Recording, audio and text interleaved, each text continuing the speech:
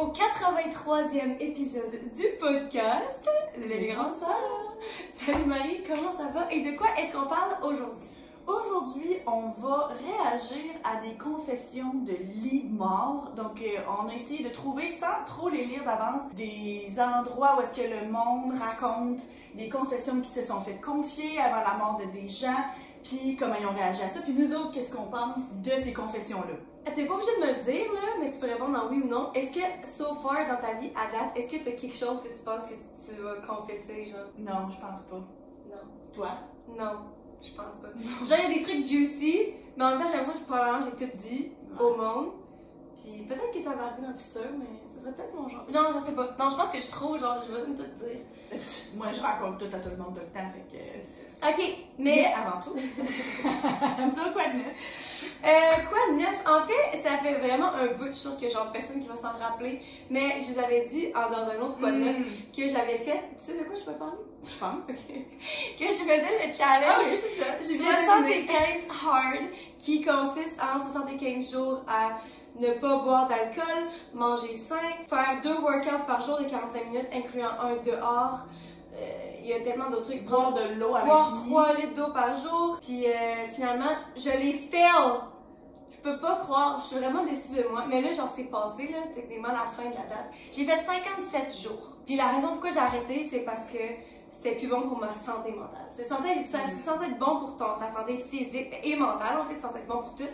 Mais vers la fin, genre, j'étais comme plus capable. Je gardais mes deux. C'est un gros poids d'avoir à penser à faire toutes ces choses-là. Mais c'est vrai, la charge mentale qu'on a parlé, là. Ben oui, il faudrait que, tu sais, la liste est trop longue, t'as tout le temps quelque chose à penser, puis il faut tellement planifier. Il faudrait que reviser ce challenge-là pour qu'il y ait juste 3-4 affaires, là, parce que sinon c'est trop. Mais je pense que c'est vraiment les 2 workouts, parce que c'est vrai, maintenant que depuis que j'ai découvert la charge mentale, comme on en a parlé dans l'épisode passé, c'est vrai que toute la journée, tu stresses par rapport à ça. Puis au final, quand je finissais un workout, j'étais comme, ok, mais là c'est fait, that's it, genre c'est pas si pire que ça.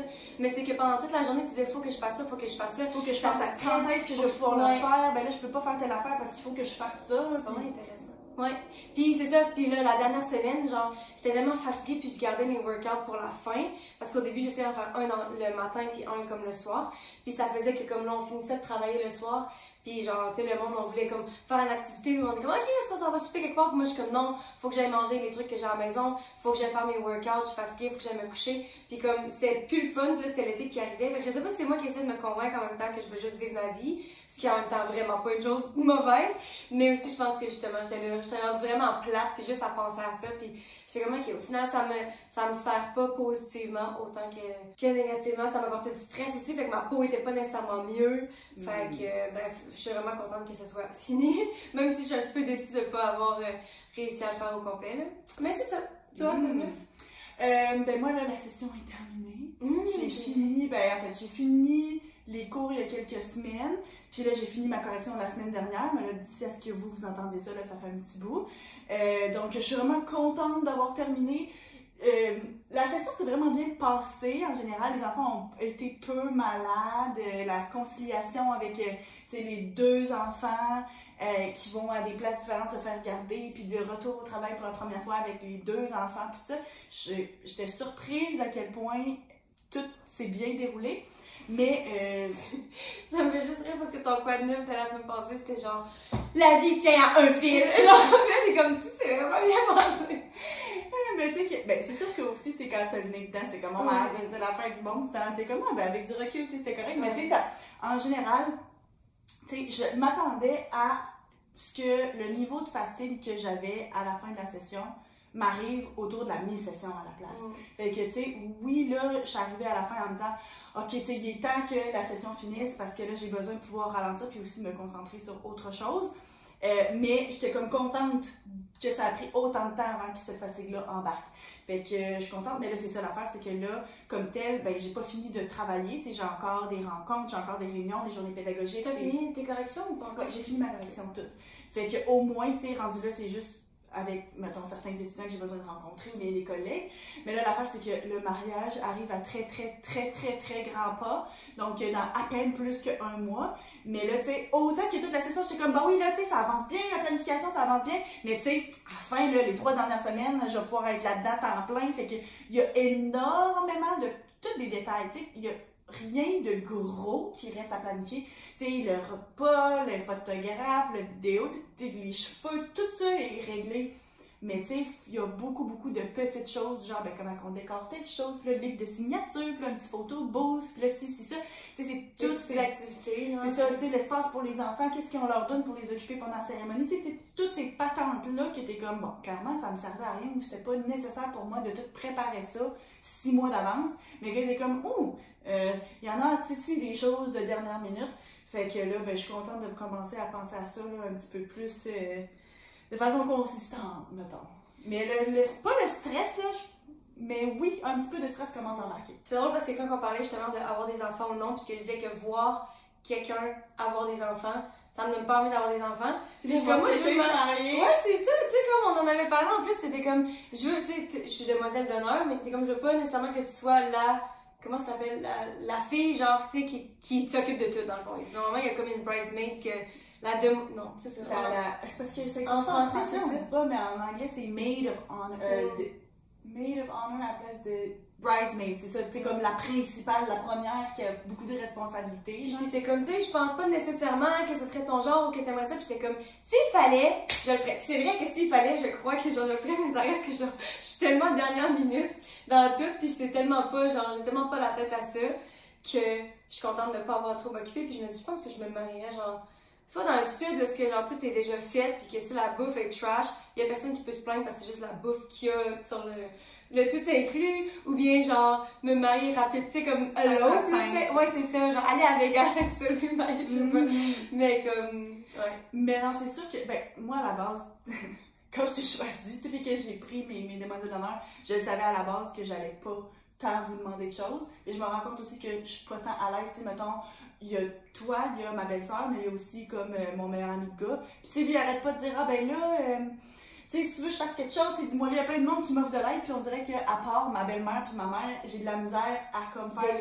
ah oui, fais ci, fais ça, tu sais, je suis comme, je trouve que c'est beaucoup, fait qu'on dirait que j'ai comme peur, je veux pas trop en demander aux gens, puis je suis comme, vous avez pas choisi que je me marie, fait que comme, rendu là, dans, tu sais, je le sais comment les gens sont occupés dans leur vie en général, fait que je veux comme pas trop en demander. Ben, en tout cas, c'est au courant.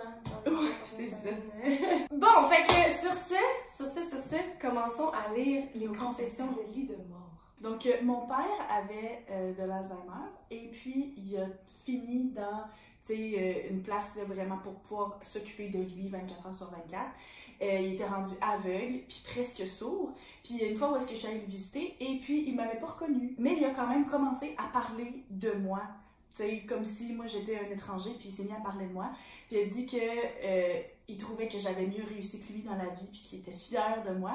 Mais dans la vraie vie, il m'avait jamais dit ça. Puis c'est un homme qui était très réservé, puis il parlait pas beaucoup. Donc moi, en grandissant, je m'étais jamais fait dire ça par mon père, mais là, lui était là, puis tu sais, il en jasait à un étranger de comment il était fier de son fils. Puis en y repensant après, je me suis rendu compte de certaines choses qu'il avait faites, puis que moi, tu sais, cave jeune, je me suis jamais vraiment rendu compte. Dont une des choses en particulier, que quand il avait pris sa retraite, ses collègues avaient demandé qu'est-ce qu'il voudrait comme genre de cadeau de départ, puis il avait demandé une calculatrice scientifique, puis ça c'était dans les années 70. Puis il n'y avait aucune utilité pour ça, mais il me l'avait donné pour aller à l'université. Puis moi, je pensais qu'il faisait juste comme me la léguer en ne réalisant pas qu'en fait, il avait demandé de se faire donner ça en sachant que c'était pour me la donner parce que j'allais en avoir de besoin pour mes études. T'sais. Donc, finalement, c'est comme pas nécessairement une confession, mais une interaction qu'il a eue avec son père qui une avait réalisation. Ouais, c'est ça. Exactement. Ah, c'est bien cute. Mais tu sais, je trouve que ça montre un petit peu aussi comment que, tu sais, on dit pas nécessairement toujours assez au monde autour de nous, qu'est-ce qu'on pense vraiment. Puis je sais pas pourquoi, est-ce que genre... Ben, peut-être encore une fois, tu sais, dans notre épisode, parce qu'on parle des langages de l'amour, tu sais, il y a des gens qui sont moins à l'aise avec une chose, mais qui le démontrent d'une autre façon, mais si toi, c'est pas ton langage, t'es peut-être moins capable de le reconnaître. Puis aussi, peut-être que là, c'est plus dans le temps, là, puis si c'est un homme, on s'entend que les hommes, faut donc pas que ça monte leurs émotions, puis peut-être que ça joue là-dedans aussi. Ben moi, tu vois, il y a quelques semaines, là, ça me fait penser parce que j'ai fait des présentations orales finales avec des étudiants, puis... il y a une des vidéos que je faisais écouter parce qu'il faut qu'ils écoutent 4 vidéos, puis après ça, ben, ils savent pas laquelle des vidéos dont il va falloir qu'ils fassent un résumé, puis donner leur opinion dessus. Puis il y en a un que j'ai choisi, c'était sur la masculinité toxique. Puis justement, bon, on en a déjà parlé sur le podcast, tu sais, l'idée que les hommes ont certains standards, puis de la pression de pas montrer leurs émotions, ou bien d'être forts, puis compétitifs, puis ça. Puis tu sais, j'avais quand même des étudiants là-dedans qui avaient des histoires super, super intéressantes, tu sais, de filles qui sont comme moi, j'avais jamais vu mon père pleurer, ou bien blablabla, ou bien mon chum, tout ça, tu sais, j'essaie de le convaincre de... Mais j'avais quand même eu un nombre... Pleure! J'essaie de le convaincre de... Non, ben, tu sais, ou de plus s'ouvrir à moi, mettons, pis ça. Puis j'ai quand même eu quelques étudiants qui ont eu des commentaires surprenants du genre, ben, c'est pas de la masculinité toxique, c'est juste la masculinité. C'est normal, les hommes, ça devrait pas montrer leurs émotions. Puis que j'étais comme, waouh, tu sais, c'est exactement le parfait exemple de la masculinité toxique. Il y en a qui sont là et qui disent, ben moi c'est vrai que je montre pas mes émotions, puis c'est vrai que c'est une chose, je pense pas que je vais commencer à le faire, mais tu sais, je reconnais que ça existe. Mais lui, il était juste genre, non, ça existe pas, c'est pas toxique, c'est juste ça, la masculinité. Puis on dirait que j'étais comme, ben en même temps, c'était pas nécessairement le temps pour ça, tu sais, ils se posent des questions entre eux autres. Puis t'es la prof aussi, fait que tu vas pas non plus embarquer dans un débat. Ben ça part souvent des discussions vraiment intéressantes, c'est du monde qui se met à partager leur propre... expériences avec ça, de telle personne qui leur a déjà dit ça, ou bien un ami qui a déjà partagé des émotions, puis qu'après ça, tu sais, qu'est-ce qui en a suivi. Mais on dirait que ce commentaire-là en particulier, j'étais comme, je savais même pas par où commencer. Tandis qu'il y en a d'autres, justement, tu sais, quand ils sont là, puis ils disent, ouais, mais tu sais, moi, je pense pas que je vais changer, ou bien whatever, mais c'est vrai que c'est ça. Puis là, t'es comme, ok, il y a une prise de conscience, tu sais. Mais ça, là, je savais tellement pas quoi dire, ben, tu sais, je fais que ça m'a vraiment comme. Mais je trouve ça intéressant parce que c'est tellement vrai, c'est souvent on parle, ben c'est surtout les femmes aussi qui vont toujours genre prendre la parole, puis parce qu'on communique plus en général, puis on cherche plus le support, mais comme souvent on dit que les femmes, on est tellement plus... émotives. Non, mais pas oppressed, mais comme justement, il y a tellement comme une inégalité dans les sexes, mais genre moi, j'ai tellement l'impression que c'est juste des inégalités différentes. Oui. Et je dis pas que les hommes n'ont peut-être pas quelques petits avantages ou whatever, mais comme j'ai tellement l'impression dans la société d'aujourd'hui, puis peut-être que ça vient de mon point de vue du fait que je suis tellement confortable dans mon rôle de femme. Puis j'ai pas l'impression que, tu sais, je suis pas quelqu'un qui a peur de me faire agresser dans la rue. Je suis pas quelqu'un qui s'est, tu sais, dans des situations où est-ce que j'aurais pu me faire comme agresser sexuellement ou être en danger ou quoi. J'ai toujours été tellement comme à l'aise de prendre ma place puis de repousser le monde puis tout que j'ai jamais senti que genre être une femme était comme à mon détriment. Mais, fait que peut-être que ce gars-là qui fait ce commentaire-là, lui, il est juste vraiment à l'aise. À ne pas montrer ses sentiments ou justement tellement pas à l'aise qu'il est dans le déni. Fait que t'es comme, est-ce que c'est le fait que t'es à 100% contre ou c'est juste le manque d'ouverture d'esprit parce qu'on vit seulement avec notre point de vue? Mais tu sais, moi, la raison pour laquelle j'avais choisi cette vidéo-là, c'est que pendant la session, je fais écouter un film qui a des thèmes féministes très très évidents. Tu sais, on en parle pendant comme 3 semaines de temps. Fait que tu voulais balancer. Ben c'est ça, tu sais, je voulais montrer à quel point que, oui, ok, on peut avoir une discussion sur le féminisme puis à quel point les femmes sont désavantagées sur certains aspects, mais que ce discours-là est aussi négatif envers les hommes, tu sais. Puis même que j'avais un étudiant dans le passé, puis ça, je pense que je l'ai déjà raconté, mais qui était comme, ouais, mais les femmes, il me semble que, tu sais, si on se met à partager nos émotions, les femmes vont moins être attirées envers nous, tu sais. Puis que j'avais comme réagi, ben ça montre à quel point la masculinité toxique est négative aussi pour les femmes, parce que si nous autres, on se fait élever en se faisant dire, les hommes, il faut que ce soit fort et viril et ne jamais montrer les émotions, ben ça nous affecte nous autres aussi négativement. Puis on renforce ça aussi chez les hommes en valorisant puis en sortant juste avec ceux qui sont virils et forts. Fait que tu sais, j'étais comme, veux pas, c'est tout, ben c'est ça, c'est toutes des dynamiques de genre et de sexe, fait que tu sais, c'est comme, c'est compliqué là, mais c'est ça, fait que c'est sûr que mettons que c'est le genre d'histoire qui est revenu quand même souvent de genre, ben tu sais, moi j'ai jamais vu mon père pleurer, ou ben la première fois que je l'ai vu pleurer c'est telle affaire, puis j'avais genre maintenant quand j'ai 19, 20 ans, ou bien ben mes amis m'ont ben moi je partage mes émotions mais juste avec mes amis de filles, pas avec mes amis de gars. Ça aussi je l'ai vu pas mal. Moi c'est drôle parce que j'ai beaucoup d'amis de gars, puis genre je pense que la relation est aussi bien parce que eux en général, encore une fois, je généralise pas tout le monde, mais comme les gars ont tellement personne avec qui partager leurs émotions. Tu sais, c'est comme le running gag que genre, ton gars s'en va, mettons ton chum, s'en va genre chiller avec les gars pendant une journée. Puis ils se sont rien dit. C'est ça, quand tu reviens, c'est comme, tel gars a laissé sa blonde. Tu sais, ils se sont laissés avec sa blonde. T'es comme, ouais, comment ça?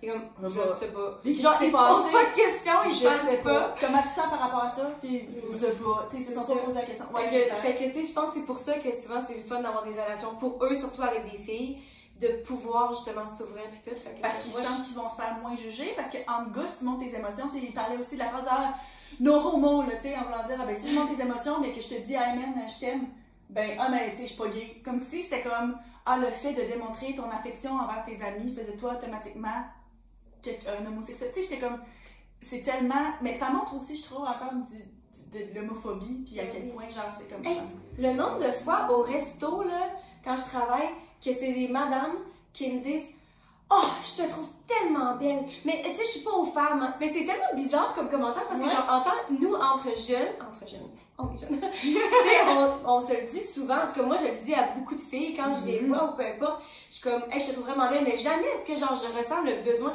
de justifier. C'est ça. C'est flatteur, mais en même temps, t'es comme « Mais c'est tellement bizarre. » Pourquoi est-ce qu'on ressent le besoin de spécifier? Puis en plus, madame, t'as 75 ans, là, même genre, ça se passerait pas entre toi et moi, même si on est toutes les deux lesbiennes, m'excuse, mais comme, en tout cas. Bon, ok, prochaine confession, parce que là, on s'est éloigné du sujet. Ok, ma mère avait un patient qui, en phase terminale, a confessé qu'elle avait tué, oh my god, son frère jumeau au Vietnam pour que sa mort puisse être blâmée sur la guerre, pour voler son identité, puis après ça, retourner aux États-Unis.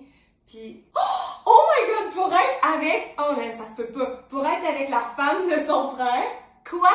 Ok. Fait que dans le fond, c'est la mère qui a raconté qu'un de ses patients travaillait quelque part, puis un de ses patients, lui, a confessé que lui, il y avait un frère jumeau, fait que c'est 2 hommes, j'imagine, puis que pendant la guerre, il a tué son frère jumeau, volé son identité pour qu'il puisse revenir aux États-Unis, puis être avec la femme de son...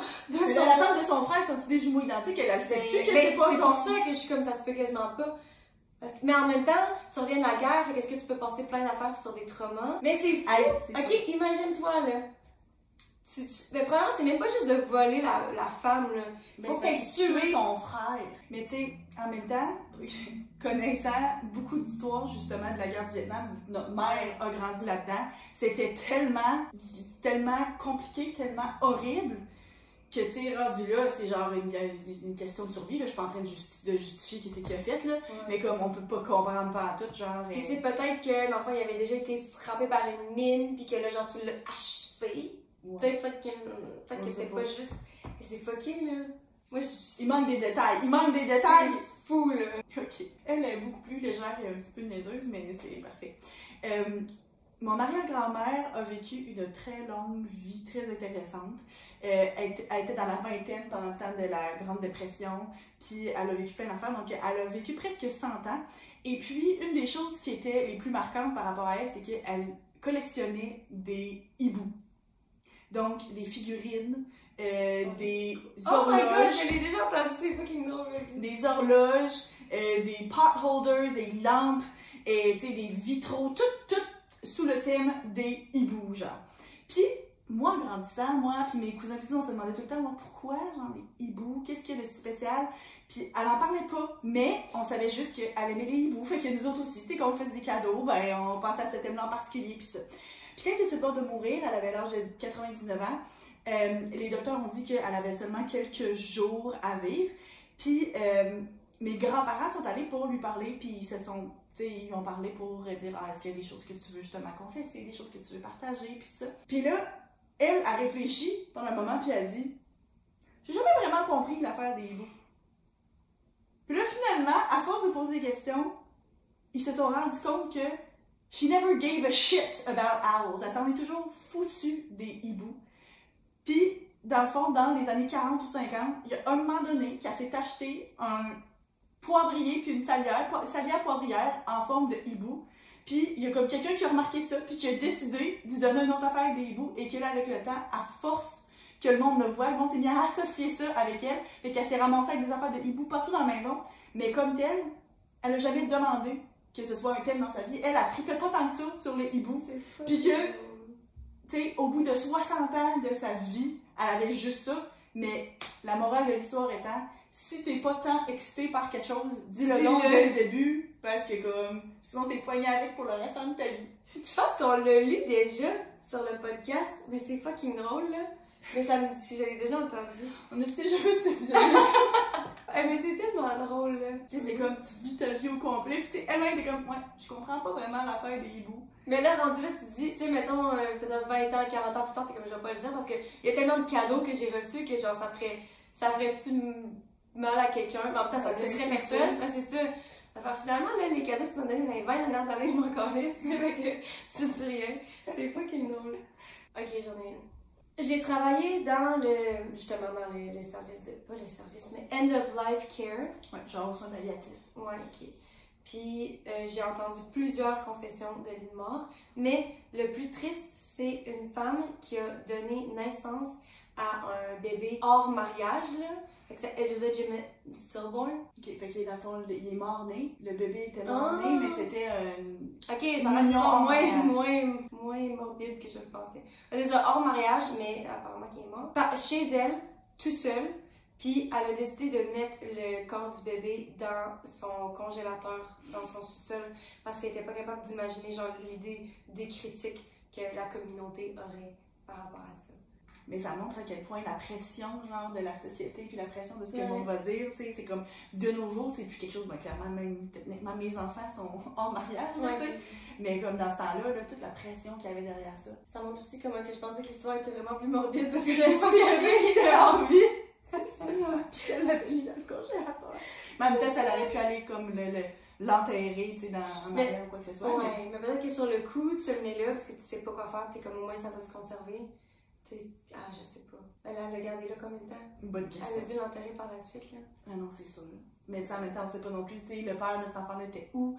Elle, comment qu'elle avait réussi à cacher ça? Puis tu sais, moi, ce que je pense là-dedans, c'est, tu sais, t'accoucher seule à la maison, ça doit être tellement une expérience traumatisante de pas savoir qu'est-ce qui va se passer, de pas avoir aucun support. Puis, tu sais, mettons, dans ce temps-là, j'imagine que t'étais pas autant informée sur qu'est-ce qui s'en vient. Mais tu sais, t'es là, puis t'as l'impression que tu vas mourir de douleur, puis tu sais pas qu'est-ce qui va se passer. Puis après ça, t'arrives, puis finalement, ton bébé, il est mort. Tu sais, c'est comme, ça doit tellement...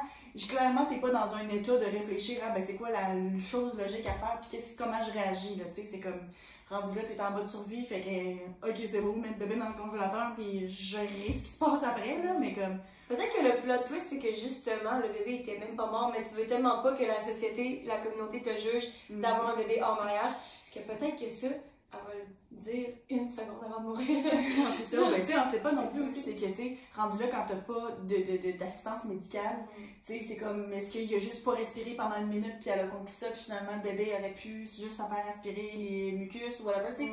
C'est tout le genre de choses qui étaient vraiment différents dans le temps. Puis même encore aujourd'hui, dans certaines communautés où est-ce que le monde, tu sais, ça revient un peu à la mode, là, tu sais, de pas accoucher à l'hôpital, puis de faire ça le plus naturellement possible, puis d'avoir, mettons, des sages-femmes. Puis, tu sais, il y en a des fois qui sont bel et bien formées, puis qui peuvent le faire. Mais, tu sais, je sais qu'aux États-Unis, dans certaines communautés de certaines religions, c'est pas toujours du monde qui sont vraiment formés pour ça, puis qui peuvent donner de l'assistance médicale si c'est vraiment une urgence, là, tu sais.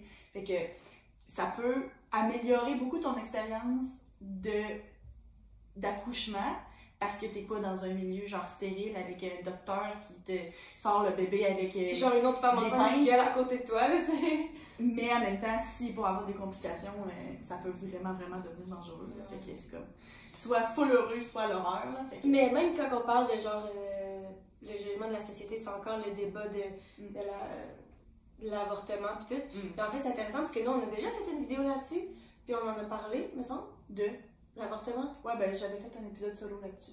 Ah, t'avais fait un épisode solo? Ben on en a parlé dans d'autres épisodes aussi, là, tu sais, pas les controverses, là, mais tu sais, les débats, puis ça, puis on avait parlé de tous les tabous. On avait parlé un petit peu d'avortement, puis là, ben quand il y avait eu là, la nouvelle loi aux États-Unis, là, fait qu'il y a certains États où est-ce que c'est rendu interdit de se faire avorter, puis là, j'avais fait un épisode au complet là-dessus. Mais c'est drôle, ben c'est pas drôle du tout, en fait, mais j'en parlais justement avec mon chum l'autre jour, puis on n'avait jamais parlé de ça, mais j'étais comme, tout d'un coup, que je serais pour tomber enceinte, blablabla. Puis comme lui, il est genre vraiment contre. Puis il y a beaucoup de gens autour de moi en ce moment que je me rends compte qui sont vraiment contre. Puis encore une fois, on veut réitérer le fait que c'est pas être pour, genre let's go, on se fait avorter, mais c'est juste pour le droit de choisir si tu veux, c'est ça. Mais c'est ça, je trouvais ça intéressant parce que je suis comme, tout d'un coup, quand on tombe enceinte, est-ce que j'ai envie de puis t'es comme, mais c'est sûr que oui. Pendant que ça m'a comme fait peur, parce que j'étais comme, ok, lui, puis c'est clairement à cause de sa religion aussi, puis son background, ouais, c'est ça. Mais on aurait dit que ça m'a fait peur, puis j'étais comme, oh shit, là, c'est genre encore plus sérieux que genre, si je veux pas tomber enceinte ou que je suis pas prête tout de suite, faut vraiment que je fasse attention parce que genre, si je tombe enceinte, on va le garder for sure, puis genre, j'ai pas l'impression que ce serait une conversation pour lui. Je sais pas, ça donnerait quoi, là, en bout de ligne ou quoi. Ouais, c'est sûr que, ultimement, c'est ta décision aussi, même si tu es en couple, puis c'est un partenariat, mais ça reste que ça pèse de savoir, lui, c'est quoi, genre, sa position là-dessus, genre. Ben, moi, tu sais, personnellement, c'est sûr que, tu sais, mettons, Alex puis moi, on a décidé qu'on n'en voulait pas, d'autres, puis on en a parlé, ça fait juste 2 épisodes, là, vous en avez entendu parler en long et en large. Puis justement, j'avais déjà dit, je disais, tu sais, moi j'avais écouté justement un épisode d'une émission où est-ce qu'il y avait justement un couple qui avait déjà 2 enfants, puis qu'elle tombe enceinte de façon accidentelle, puis que finalement, elle faisait le choix d'aller se faire avorter, puis ça, puis j'étais comme, on dirait que ça m'a comme ouvert les yeux à autre chose, parce que j'ai toujours été très très pro-choix, mais on dirait que là c'était comme une coche de plus de dire, non, mais tu sais, des fois t'es en santé mentale, ou bien ta situation financière, ou peu importe, c'est quoi, c'est correct, même si comme tel, t'aurais la capacité, ou tu pourrais en avoir un troisième, puis ça. Tu sais, j'avais dit à Alex, puis même lui qui en veut vraiment, vraiment pas d'autres, je pense encore moins que mon 5%, il était comme, ben là, non, là, je pense que c'est un accident, on le garderait, puis ça, puis j'étais comme, ok, mais tu sais, moi personnellement, c'est sûr que la discussion est différente, c'est comme, ben, notre situation, c'est ça, moi, pour ma situation, c'est de le faire, mais tu sais, quand même, il y a une différence entre ça, puis être contre le fait que d'autres personnes se fassent avorter, puis être prêt à voter, mettons, pour que ce soit interdit, là, tu sais, c'est comme... Puis ça dépend aussi, genre, de la situation dans laquelle t'es, parce que c'est facile pour nous de dire, je veux faire ça, ou de spéculer, puis tout, mais peut-être que dans le fond, si j'étais pour tomber enceinte, pour vrai, peut-être que dans le fond, genre, il changerait d'idée parce qu'il veut pas d'enfant ou il est pas prêt tout de suite, on le sait pas, mais c'est toujours facile de dire ou de penser qu'on veut la chose la plus morale, qui clairement serait de pas, genre, avorter, mais comme, tu sais, quand tu fais face à la situation, bon, c'est différent. Ok. J'en ai une très très courte et très simple. Une fois j'étais à l'hôpital et puis il y avait un homme dans le lit à côté de moi qui arrêtait pas de demander qu'il arrête de lui donner des médicaments, puis qui était prêt à mourir. Puis la dernière chose que je l'ai entendu dire, une fois qu'ils ont bel et bien arrêté d'y donner, c'est il y a personne qui m'attend à la maison, fait que je m'en vais où est-ce qu'ils sont. Tu sais, en voulant dire, j'étais aussi bien de m'en aller parce qu'il n'y a plus personne autour de moi qui est là pour m'attendre, pour qui restait en vie, fait que tant qu'à ça, je vais aller rejoindre ceux qui comptaient pour moi puis qui sont déjà partis. Fait que, tu sais, comme une discussion. Mais c'est beau ça, c'est le fun parce que c'est le fun. Ça montre que tu as vécu ta vie, puis que tu as eu du monde autour de toi, puis que là tu es prêt. Tu sais, souvent il y a tellement de monde qui meurt trop jeune ou que tu sais, avec tellement de regrets, puis ça montre que genre il est prêt à mourir, puis que tu es campé avec ça, fait que c'est comme la meilleure façon de... Ben, la personne a dit ça, elle dit, tu sais, c'est pas nécessairement une confession qui est choquante, mais c'est juste une confession un peu... réconfortante. Ben, réconfortante, mais tu sais, qui lui brise le cœur, puis qui montre aussi que lui était probablement rendu quelqu'un qui se sentait quand même assez seul, tu sais, c'est comme, il n'y avait plus personne autour de lui, tu sais, mettons que, tu sais, là, l'histoire ne le dit pas, mais tu sais, combien de temps qu'il était là, lui, à attendre la mort, à pas avoir personne qui vient le visiter, parce qu'il n'y a plus personne autour de lui, tu sais, fait que... Mais il y a tellement de monde comme ça qui... Puis en plus, on en a parlé encore une fois dans l'épisode de genre avoir des enfants ou non, où est-ce qu'on disait que bon, mais avoir des enfants va pas assurer que quelqu'un prend soin de toi, puis que ça devrait pas non plus être une raison pour laquelle t'en as peut-être, mais comme il y a tellement de gens que plus que tu vieillis, genre tu te ramasses tout seul ou que justement tu te fais placer dans une maison, pas une maison d'accueil, mais... Une maison de vieux là, des CHSLD. Ouais, c'est ça. Puis genre t'es là tout seul à rien faire, ou pendant la COVID. Que genre qui pouvaient pas voir leur famille, pas personne, puis t'es comme Chris, je vais mourir, je sais pas quand. C'est ça, tu sais, je vais peut-être mourir dans, oui, peut-être dans 10 ans, puis que la COVID va avoir eu le temps de finir, mais peut-être dans 3 mois, ou bien tu sais, si dans 5 ans, tu vas passer les 5 dernières années de ta vie tout seul, genre, à pas voir personne. Ça, c'était vraiment, vraiment triste, là. Ben, il y a plein de monde qui sont morts seuls. Ouais, c'est ça. À cause de ça, fait que... C'est fou triste quand même, ça. Ma mère et ma tante ont grandi en pensant qu'ils étaient que leur sœur, Suzanne, est morte en glissant dans le bain, en sortant du bain, genre. Puis, ils étaient tous dans leur vingtaine. Puis, finalement, leur grand-père lui a dit avant de mourir comment elle est morte pour vrai. Et ils faisaient le ménage de la maison, puis ils sont tombés sur... Ok, c'est ça, excuse, je vais recommencer. Petit suspense. Quand il est mort, il faisait le ménage de la maison, puis ils sont tombés sur le certificat de mort de la sœur Suzanne, puis ils se sont rendus compte de c'est quoi la vraie cause de sa mort, et c'était par suicide. Fait qu'ils l'ont genre caché à leur sœur pour pas qu'il y ait besoin genre de vivre avec ça, j'imagine. Fait que dans le fond, elle s'est suicidée, puis eux autres, les parents ont décidé de mentir à ses sœurs puis dire elle est tombée dans le bain. Ouais. Aïe aïe.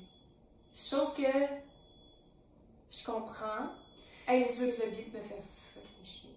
pas si tu m'entends. Oui. Genre, je comprends totalement, parce que justement, tu veux tellement pas que ça ruine la vie des sœurs, ne serait-ce que de dire comme, est-ce que j'aurais pu voir quelque chose, est-ce qu'il y avait des signes, est-ce que j'étais pas assez là pour elle, blablabla. Mais en même temps, j'en sens toutes dans la vingtaine. Fait que c'est comme, tu sais, je suis pas un enfant non plus. C'est comme, est-ce que je mérite de le savoir? Est-ce que ça aurait changé de quoi? Est-ce que ça m'aurait conscientisé à essayer de voir les signes chez quelqu'un d'autre? Ben, c'est sûr que tu essaies de protéger tes enfants. Là, j'ai lu un livre justement il y a pas longtemps où est-ce qu'une partie d'histoire tournait autour d'une famille de 2 adultes puis un enfant, puis qu'eux autres ils vivaient justement le deuil, puis comment est-ce qu'individuellement ils vivaient le deuil du fils qui lui s'était enlevé la vie aussi. Puis tu sais justement à quel point est-ce que tout le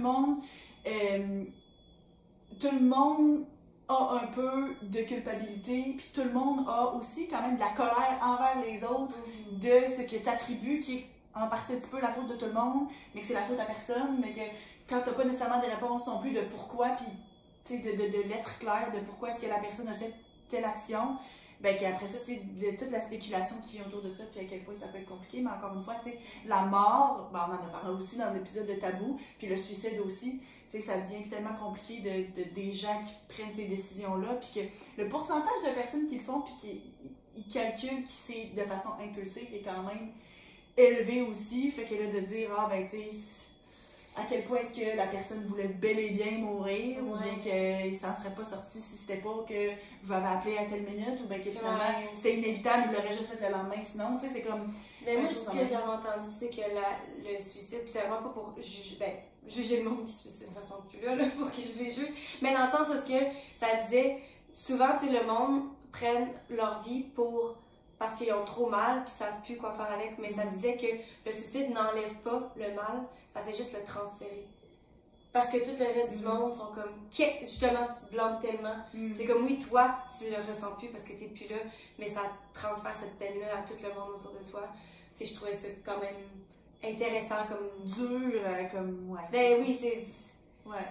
Ben, c'est parce que le pire, c'est que c'est encore pire, parce que le monde qui pense à prendre cette action-là, ça rend juste cette décision-là encore plus dure, puis ça rajoute à leur mal-être de faire comme, ben là, si je fais ça pour vrai, si je vais être vue comme étant quelqu'un de lâche ou peu importe, fait que ça rajoute encore plus d'anxiété, puis ce qui fait que tu vas peut-être encore plus le faire, là, fait que c'est pas quelque chose de bien comme façon de penser, mais en même temps, c'est intéressant comme discussion à avoir, genre. Ah, puis c'est parce qu'il est rendu là, tu sais, clairement, je pense que quand t'es rendu au point de poser une action radicale comme ça, c'est que, tu sais, s'il y a clairement beaucoup de choses qui fonctionnent pas, qui vont pas bien, sur lesquelles tu as perdu le contrôle. Fait que, tu sais, j'ai comme l'impression que c'est aussi une façon de reprendre le contrôle, tu sais, sur ta vie, de dire, OK, regarde, c'est beau, là, je sais plus comment gérer toutes ces situations-là, ma santé mentale, puis ça, fait que rendu là, tu sais, c'est l'ultime prise de contrôle, là. Puis c'est pas non plus, genre, je sais pas comment, parce qu'il y a plein de monde qui savent pas, tu sais, qui sont dans des situations difficiles, mais aussi, genre, ça me tente plus. C'est comme littéralement, c'est tellement fatigant, puis comme je pensais à ça l'autre jour, j'étais comme, il y a tellement du monde, je pense trop souvent, mais ça me rend triste, mais du monde, tu sais, qui aiment pas leur vie, ou mettons que tu te sens seul, ou t'as pas d'amis, puis tu sais pas comment t'en sortir, ou bien genre tu veux trouver une job, puis t'es pas capable, ou peu importe où tu vis dans la rue, tu sais, il y a tellement de situations que tu sens que tu te pédales dans le vide, puis t'es comme, qu'est-ce que je peux faire? C'est ça, t'es comme, je veux aller mieux, mais je sais même pas par où est-ce qu'il faudrait que je commence. Puis à un moment donné, ça peut tellement... C'est dur, la vie, mais même pour nous, que on dit qu'on est choyés, puis on est des gens positifs, puis on est bien entourés, puis comme on est capable tu sais, on a des belles vies, je pense. Mais ça reste que la vie est pas facile. C'est pas facile pour personne, puis il y a tellement des moments durs, fait que je peux même pas imaginer quand tu as l'impression de vivre une petite vie de merde, puis que les cartes qui t'ont été données sont tellement injustes, genre. Ça doit tellement être dur de vivre avec ça, puis de faire comme, pourquoi est-ce que je me bats pour un idéal que je peux même pas imaginer existe pour moi? Ou que, tu sais, t'as tellement, genre, pas beaucoup de self-esteem, de confiance en toi, que t'es comme, t'en as même pas l'impression que tu le mérites. Mais c'est comme, c'est fucking chiant, là. C'était... Puis en même temps, des fois aussi, c'est que t'as des choses comme ça qui sont difficiles à expliquer. J'ai une amie qui récemment s'est faite diagnostiquer avec de l'apnée du sommeil sévère. Puis ça, c'est que dans ton sommeil n'est pas récupérateur parce que tu as des interruptions, tu arrêtes de respirer pendant ton sommeil, là. Fait que c'est comme un problème. Oui, c'est ça, tu peux avoir une machine. Mais tu sais, là, quand elle a eu le diagnostic, je suis comme, ben tu sais, ça a l'air d'être une mauvaise nouvelle, mais comme tel, ça va changer ta vie parce que maintenant, tu vas être capable d'avoir justement le traitement que tu as besoin. Puis elle, qu'est-ce qu'elle a répondu? Si ça va changer ma vie, parce qu'elle dit, non seulement est-ce que je vais avoir de l'énergie ou quoi, mais elle dit, là, je suis capable de m'imaginer rencontrer des gens puis fonder une famille, parce qu'elle dit, j'étais tout le temps en train de planifier ma vie autour du fait que je suis épuisée puis que j'ai besoin de prendre des pauses dans ma journée pour aller dormir puis de me dire, c'est pas un problème qui est dans ma tête, finalement. Puis c'est pas genre, il y avait bel et bien quelque chose qui clochait chez moi puis qui faisait en sorte que j'étais donc bien pas capable d'être fonctionnelle puis de vivre une vie normale. Fait que, tu sais, elle dit, moi, oui, ok, je vais avoir regagné de l'énergie, mais elle dit, ça change aussi beaucoup mon estime de moi. Parce que là, maintenant, je suis comme, ben, ok, j'étais pas folle. Puis ça donne. Là, en plus, je vais pouvoir, comme, je vais pouvoir vivre ma vie normalement, là, tu sais. Puis ça donne de l'espoir aussi. T'sais, on dit toujours que ça, c'est le truc qu'il faut pas perdre. Elle dit maintenant, j'ose espérer. Tu sais, je suis capable d'espérer que je vais pouvoir faire telle chose. J'étais comme, waouh, hein, tu sais, tout ça parce que tu dors pas bien. Tu sais, parce que, genre, tu fais des arrêts respiratoires puis tu t'en rends pas compte. Puis tu comprends pas pourquoi tu te lèves le matin et tu es encore épuisé après avoir dormi 12 heures. Tu sais, c'est fou, là. Ok, ça là, c'est juste intéressant, je vais en discuter. Quand mon grand-père est mort, il a finalement dit à ma mère que lui puis la grand-mère, dans le fond, étaient divorcés depuis des années. Puis il y a personne dans la famille qui le savait. Puis quand que, ben, dans son will, dans son testament, ça disait quand même qu'il lui donnait tout à la grand-mère, puis ils vivaient encore ensemble. Puis quand ma mère elle a fait le ménage de tous ces trucs après qu'il soit mort, effectivement, elle a trouvé le papier de divorce qui datait de 1978. Mais pourquoi tu te divorces? Mais... pour continuer à vivre ta vie puis que le cacher à tout le monde puis t'es pas capable de comme aller vivre ta vie séparément de la personne qui t'aime plus. C'est ça que je me demandais justement. Mais je me dis peut-être que c'est juste pour vous, genre mentalement de savoir, puis aussi de faire comme ok, on peut aller voir ailleurs, même si tu dis qu'on va rester une unité familiale pour notre famille. Mais en même temps, c'est comme c'est le moment clair là, de dire, tu sais, je me rappelle quand mettons, j'ai laissé mon ex, on s'est laissé, puis comme on n'était pas ensemble, parce qu'il était retourné chez lui, genre, pendant l'été. Non, c'était pendant les vacances, peu importe. Puis là, c'était comme moi, dans ma tête, c'était clair. Mais le moment donné, il m'a retexté, puis il était comme... Fait que là, est-ce qu'on est officiellement plus ensemble? Il m'a demandé ça, genre, la veille du jour de l'an. Puis j'étais comme, ok, lui, c'est sa question de faire comme, ok, on est plus ensemble. Mais comme je veux juste double-check pour être sûre, parce que tout d'un coup que je rencontrais quelqu'un ou que genre, je frenchais quelqu'un au jour de l'an, je vais être sûre que genre... Je suis pas en train de te tromper. Exactement. Fait que peut-être que c'est quelque chose comme ça qui était comme, ok, il faut qu'on mette genre la ligne au clair, on se divorce. Mais on fait semblant, mais au moins, comme on a la paix d'esprit. Mais ça, en même temps, quand, je sais pas, mettons que t'es capable de dire, OK, on continue à vivre ensemble, mais tu sais, c'est comme si tes enfants sont rendus adultes, c'est comme, pourquoi t'imposer ça pour des adultes qui, devraient apprendre à être, devraient être capables de gérer, mais que finalement, tu vois même pas nécessairement tous les jours, tu sais, quand t'as des jeunes enfants, tu vis ensemble parce qu'ils sont là, mais là, tu sais, si tes enfants viennent te voir une fois par semaine, tout le reste de la semaine, tu vis avec la personne qui t'aime plus, avec qui tu divorces, tu sais, c'est la misère à comprendre comme la dynamique derrière ça, mais en tout cas, quand même. Hein. Mais faut croire qu'ils s'étaient pas, ils ont pas dû se séparer parce qu'ils s'haïssaient, là, parce que je peux pas croire que sinon ça se fait pas, là. Fait que, au moins, ils doivent peut-être être bien ensemble, mais juste plus genre d'amour. Je sais pas. Ok, moi aussi, j'ai travaillé dans un hôpital. C'est notre dernier, là? Ah, en tout cas, c'est un dernier en 3 temps. Ok. Donc, c'est quelqu'un qui en a 3, genre.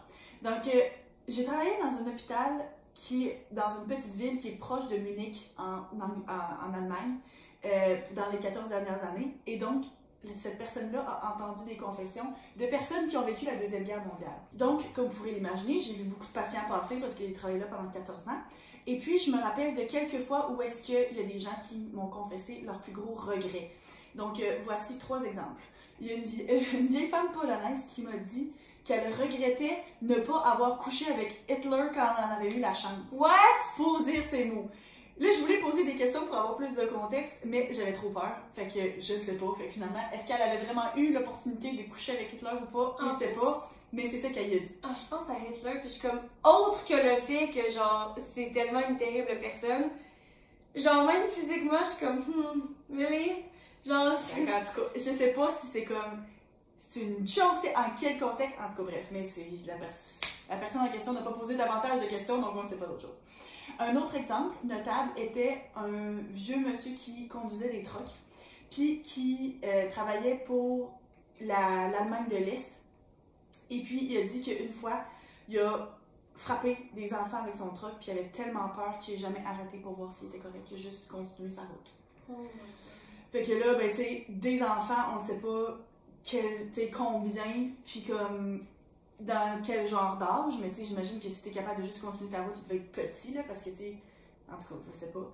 Mais comme il y a quelqu'un qu'on fait. Des enfants qu'on il est écrit over some kids, donc des enfants. Fait que genre, mettons, au moins 2.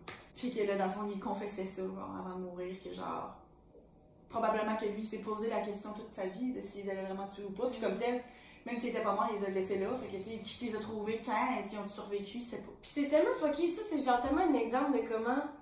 Tu sais, il y a tellement de mal qui se passe dans le monde, puis c'est tellement vrai qu'il y a du monde méchant. Il y a du monde, genre, c'est littéralement des tueurs en série, là. Mais comme ça, cette situation-là, oui, c'est clairement pas correct que tu sois partisan, mais comme lui, tu sais, c'est tellement pas quelque chose qu'il a voulu faire, c'est tellement un accident, puis justement, il panique, puis il sait pas comment réagir. Mais de l'autre côté, justement, il y a des parents qui sont comme, what the fuck, genre, il y a quelqu'un qui a frappé mes enfants, qui les a laissés là. Courir dans la rue. Puis lui, c'est tellement, ça veut tellement pas dire que c'est une mauvaise personne pour avoir accidentellement frappé ces enfants-là non plus.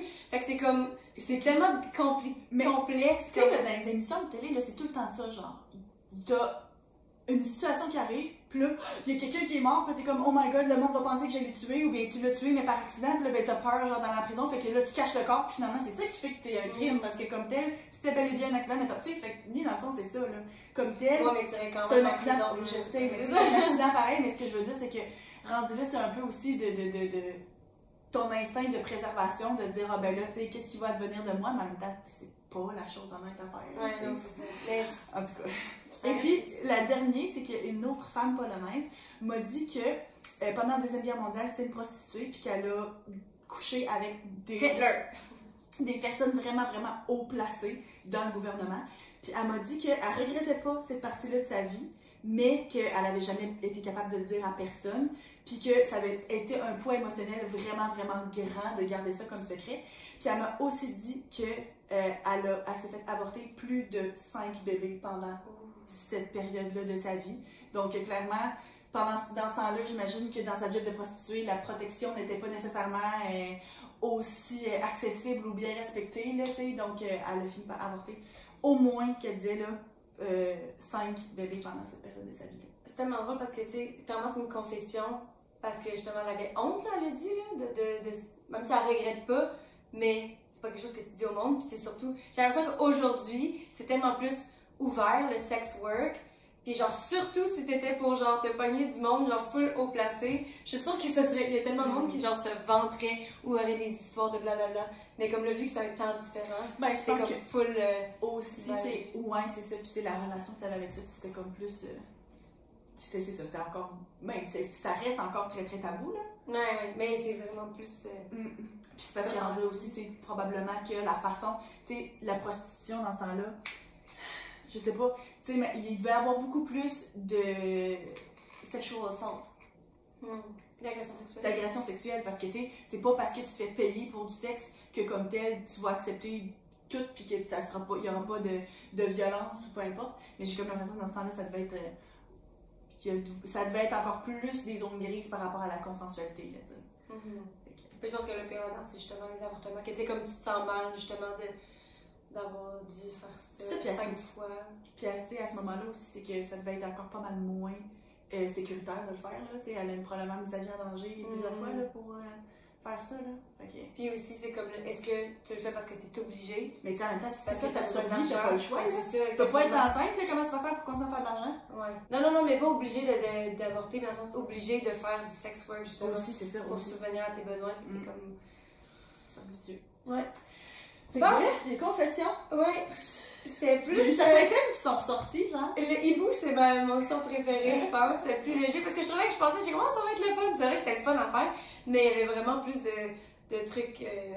Lourds. Ouais, puis en même temps, ça fait tellement de sens. C'est ça, exactement. C'est la nature de si ce soit une confession, quelque chose que tu n'as pas dit avant dans ta vie, là, mais bon. Mais de quoi est-ce qu'on parle la semaine prochaine? Ah, puis finalement, l'histoire des hiboux, là, je pense pas qu'on a. Peut-être que je l'ai entendu justement dans la vidéo que j'ai écoutée qui m'a inspirée à vouloir faire cette vidéo. Ça se peut. Mais ouais, la semaine prochaine, on parle de quoi? On parle de la pression qui vient autour du mariage, puis par rapport à l'image corporelle, tout ce qui vient, on a déjà parlé de mariage plusieurs fois, là, peut-être qu'il y en a qui vont être comme, oh mon Dieu Seigneur, elle sonne comme un broken record, mais de toute la pression qui vient avec ça, puis des attentes de la société, de quoi t'es censé avoir l'air, puis de toutes les dépenses qui viennent autour de ça. Bridezilla! Ouais, puis de comment est-ce que comme les femmes, puis leur apparence physique, on est affecté là-dedans. Donc voilà, à la semaine prochaine! Bye!